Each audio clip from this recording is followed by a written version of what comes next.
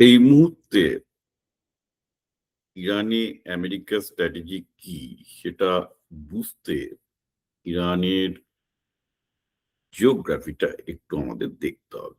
আমি এটা ভেবেছিলাম যে এমনি একটা স্ট্যান্ড আপ বলে দেবো, কিন্তু আমার মনে হলো যে ইরানের ভূগোলটা অনেকেই আপনারা আগে দেখেননি।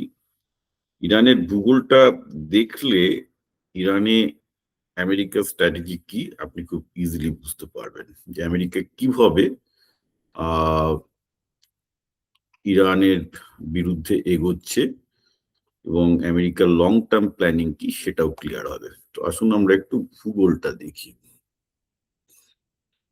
তো আমরা প্রথমে একটা ইরানের ম্যাপ নেব। আচ্ছা, ইরানের এই ম্যাপটা খুব একটা সুবিধার না, আমি এই ম্যাপটা নিচ্ছি।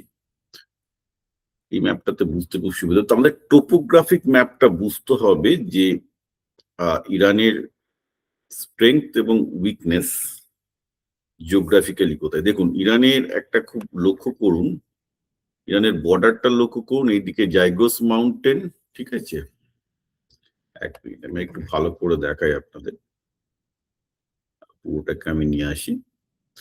ইরানের এই এই যে জায়গাটা দেখতে পাচ্ছেন, এই পুরো ওয়েস্টার্ন সাইডটা হচ্ছে জাইগোস মাউন্টেন, তারপর আইব্রোজ মাউন্টেন, এবং আপনি যদি দেখেন যে গোটা দেশটা চারিদিক একদম মাউন্টেন আছে, অর্থাৎ ইরানে ঢোকা কিন্তু খুব কঠিন। অর্থাৎ যদি আমেরিকান সৈন্য সরাসরি ইরানে ঢুকতে যায় প্রবলেম আছে, কিন্তু সেটাই আবার ইরানের ক্ষেত্রে একটা বড় অসুবিধা। এর কারণটা হচ্ছে যে ইরানের 80% জিডিপি হচ্ছে এখন তেলের উপর ডিপেন্ডেন্ট। অর্থাৎ ইরান যে এত ড্রোন বানাতে পেরেছে, মিসাইল বানাতে পেরেছে, তো টাকা এসছে কোত্থেকে? তেল বেচে। এবার ইরানের তেলটা আছে কোথায়? হ্যাঁ, এখানেই হচ্ছে ইন্টারেস্টিং জিনিস। ইরানের তেলটা আছে এই যে সবুজ জায়গাগুলো দেখছেন ইরানের বর্ডারে। এই পুরো পার্সিয়ান গল্ফ বরাবর যে সবুজ জায়গাটা দিচ্ছেন, এই সার্ভার বন্দর থেকে শুরু করে এটার মধ্যে এই জায়গাটা বিশেষ করে ইরাকের পাশে, এই যে কুয়েতের পাশে যে জায়গা, এটা হচ্ছে গ্যাস ফিল্ড। অর্থাৎ যেখানে আবাদান, আওয়াজ, ডেসফুল, এই এই যে শহরগুলো আছে, বুসার, এইগুলো হচ্ছে ইরানের অয়েল সিটি। এবং একটা জিনিস লক্ষ্য করুন, এই গ্রিন এরিয়াটা যেটা অ্যাকচুয়ালি টোটাল অ্যালুভিয়াল ল্যান্ড, অর্থাৎ আমাদের পলিমাটি যাকে বলি, এটা কিন্তু একদম এই জাইগোস মাউন্টেনের বাঁ দিকে। হ্যাঁ, এবং ইরাকের সাথে এর কোনো বেসিক্যালি পার্থক্য নেই। অ্যাকচুয়ালি ইরান ইরাক যুদ্ধের সময় ইরাক পায় এই ইরানের তৈল ফিল্ডের এই জায়গাটা অনেক বছর, প্রায় 5-6 বছর দখল করে বসেছিল। সেটা পরের ব্যাপার। মেন ব্যাপার হচ্ছে যে ইরানের ভালনারেবিলিটিটা কি ম্যাপটা দেখলে বুঝতে পারবেন। ইরানের যে 80% অফ দ্য ইনকাম, প্রথম ভালনারেবিলিটি, সেটা বসে আছে এই গ্রিন, এই সবুজ জায়গাটার মধ্যে। আর এই সবুজ জায়গাটা দখল করা খুব সহজ। তার কারণটা হচ্ছে কি, যে ইরানের ডিপ রিসোর্স যে বসে আছে কোয়াম, তেহরানে, সেটা কিন্তু পাহাড়ের এই দিকটায়। কারণ অবভিয়াসলি ইরান তার স্ট্র্যাটেজিক কারণেই পাহাড়ের মধ্যেখানে তাদের রিসোর্স গুলো রেখে দিয়েছে। এইবার সমস্যা হচ্ছে কি, যে বরাবর ইরানের যেটা প্রবলেম হয়ে গেছে, যে ধরুন ইরান যদি মিলিটারিলি এইখানে যদি ফোকাস করে খুব বেশি, যে এই বর্ডার এরিয়াটা, যেটা কিছুটা করেছে, সমস্যা হচ্ছে এই জায়গাগুলো খুব একটা ডিফেন্সিবল নয়, কারণ এটা প্লেন ল্যান্ড। আর প্লেন ল্যান্ডে যে কোনো সময় মিলিটারি ওভাররান করতে পারে, কারণ সেখানে এয়ার সাপোর্ট ট্যাঙ্ক দিয়ে ইজিলি উড়িয়ে দিতে পারবে। ইরানের রিয়েল শক্তিশালী জায়গা হচ্ছে এই গাইগেস মাউন্টেনটা, যদি কোনো মিলিটারি ক্রস করতে চায় সেখানে তারা বাধা দিতে পারবে, কিন্তু তার আগে পাচ্ছে না।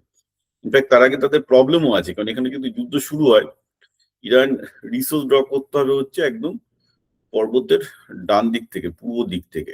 তার পাহাড় পেরিয়ে তাদেরকে রিসোর্স নিয়ে আসতে হবে। অন্যদিকে ইউএস এর পক্ষে কিন্তু সব সহজ, তারা কুয়েত বা পার্সিয়ান এই জায়গাটা থেকে অনায়াসে রিসোর্সটাকে সাপ্লাই করতে পারবে। So that is a big time problem in Iran. এবং এটা খুব তাত্ত্বিক ব্যাপার না। ইরান ইরাকের যুদ্ধের সময় একই ঘটনা হয়েছিল। ইরাক খুব সহজে এই সবুজ জায়গাটা, অর্থাৎ যেটা ইরানের সবচেয়ে অয়েল প্রডিউসিং এরিয়াটা, তারা দখল করে দিয়েছিল। এখন ইউএস এর স্ট্র্যাটেজি এটা হতেই পারে যে আমি ফালতু ইরান নিয়ে কি করবো, কারণ ইরান এত বড় এই পার্বত্যময় দেশ নিয়ে তো লাভ নেই। পুরো ইরানের ক্ষীর বসে আছে হচ্ছে এই সবুজ জায়গাটা। সবুজ জায়গাটুকু দখল করলেই হয়ে যাবে, that is easy to occupy. তাহলে আর পাহাড়টা ক্রস করতে হবে না, কারণ পাহাড় ক্রস করে যাওয়াটা খুব মুশকিলের ব্যাপার। যে কোনো সৈন্যের পাহাড় ক্রস করে যাওয়াটা মুশকিলের ব্যাপার। কারণ যখন আলেকজান্ডার করেছিল তখন তাদের ঘোড়ায় চড়া সৈন্য ছিল, এখন তার ঘোড়ায় চড়া না, তাকে ট্যাঙ্ক থেকে শুরু করে সবকিছু মুভ করতে হবে। So this is not happening. এখন ব্যাপারটা হয়ে গেছে এই যে এই সবুজ জায়গাটা কিন্তু দখল করা খুব সহজ, এবং এটা ইরানের খুব ভালনারেবল জায়গা, কারণ ইরান এখানে সাপ্লাই করতে পারবে না মাউন্টেনের ওদিক থেকে, এবং এটা ইরান ইরাক যুদ্ধে প্রমাণিত। মুশকিল হচ্ছে ইরাক তো আর আমেরিকাকে সাহায্য করছে না, কিন্তু কুর্দিস্তান, একটা জিনিস খেয়াল রাখতে হবে, ইরাক কিন্তু এখন আর আনডিভাইডেড নেই। এই ওয়েস্টার্ন সাইড যেখানে দেখছেন, ঠিক আমি যেখানে এই কারসারটা ধরেছি, এই জায়গাটা হচ্ছে এব্রিল, এবং কুর্দরা পুরো এই জায়গাটা দখল করে বসে আছে, অর্থাৎ এই জাইগুজ মাউন্টেনের একদম এই জায়গাটায় কুর্দরা দখল করে বসে আছে, এবং মোস্ট লাইকলি তারা প্রথমেই এই প্লেন ল্যান্ডটাকে দখল করার চেষ্টা করবে, because this is wire the advantage is the. এবার এবার এবার এবার আরেকটা ব্যাপার, ভূগোলের ব্যাপার জানতে হবে।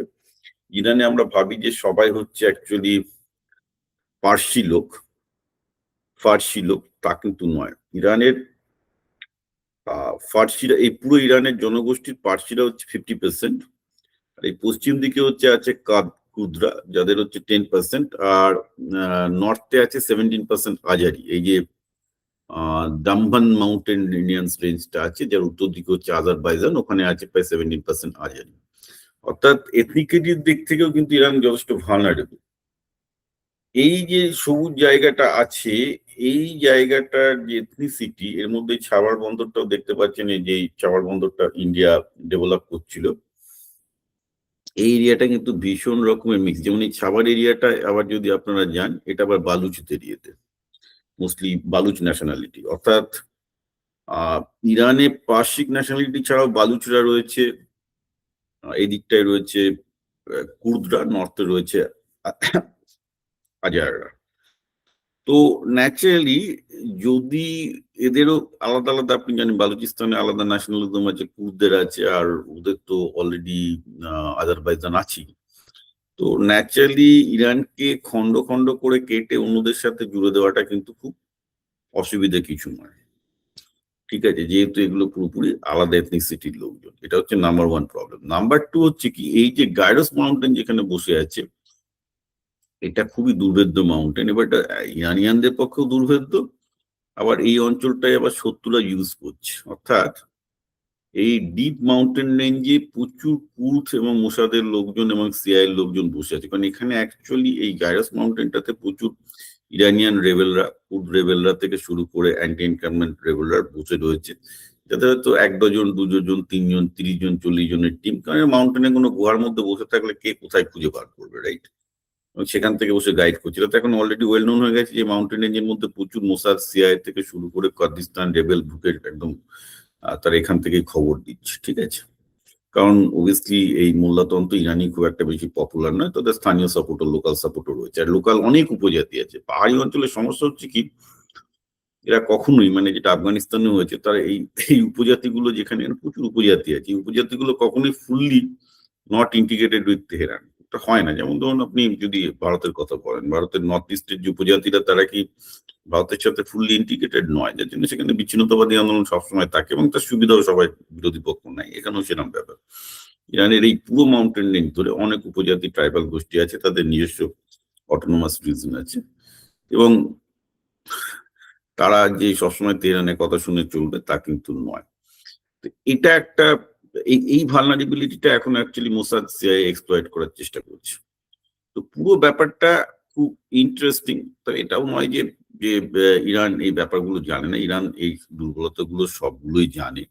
সো ন্যাচারালি ইরানেরও ডেফিনেটলি কিছু না কিছু প্ল্যান আছে যে কি করে তারা এটাকে রেজিস্ট করবে। কিন্তু এই যে সবুজ জায়গাটা, যেখানে ইরানের 80% অফ দ্য জিডিপি, সব তেল তৈরি হচ্ছে, অর্থাৎ আহওয়াজের এই জায়গাটা থেকে, ইরাকের পাশে, এই জায়গাটা প্রোটেক্ট করতে কিন্তু ইরান আগেও ইরান ইরাক যুদ্ধে পারেনি। মানে যেটা হয়েছিল, এটা হচ্ছে ইরাক, আমি আবার বলছি, 2 কি 4 বছর দখল করে বসেছিল। তারপর ইরান যখন দেখলো যে এই জায়গাটা দখল না করতে পারলে তো ইরান মরে যাবে, কারণ খাবে কি, ইনকাম তো এখান থেকেই হয়। ইরানকে এই জায়গাটা ইরাকের কাছ থেকে দখল করার জন্য সুইসাইডাল অ্যাটাকিং মিশন করতে হয়, যাতে প্রায় 5 লক্ষ ইরানিয়ান মারা যায়। মানে ইরাক এই জায়গাটা দখল করেছিল, আবার ইরাককে পুশব্যাক করতে প্রায় 5 লাখ ইরানিয়ানকে প্রাণ দিতে হয়েছিল। সেটা মানে খুব ডেডলি, তার একটা লম্বা ইতিহাস আছে, খুব খুব ডেডলি ইতিহাস ইরান ইরাক যুদ্ধে, তার মানে ইরানের কাউন্টার অফেন্সিভ। কারণ ইরান ওই 5 লাখ লোক যদি প্রাণ না হারাতো, তাহলে আজকে ইরান থাকতোই না, কারণ ইরানের পুরো ইনকামটাই আসে এই জায়গাটাতে। এই ভালনারেবল জায়গাটাকে ডেফিনেটলি ইউএস এক্সপ্লয়েট করবে, অর্থাৎ এই পারস্য উপসাগরের পুরো যে অংশটা, ইরানের যে বিচ অংশটা আছে, এই অংশটা কিন্তু গাইরোজ মাউন্টেনের বাইরে, এবং এখানে সাপ্লাই করা ইরানের পক্ষে বরাবর ট্রাবলসাম জিনিস।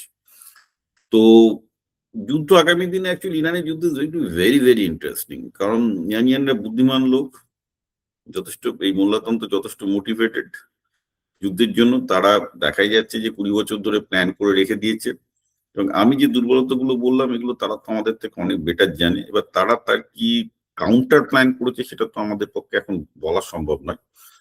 তো ডেফিনেটলি ইউএস এই ভালনারেবিলিটি গুলো এক্সপ্লয়েট করবে এবং করছেও। এবার তার বিরুদ্ধে ইরান কি করবে সেটা আমরা একটু দেখবো। And I think this is going to be very, very interesting sooner or later.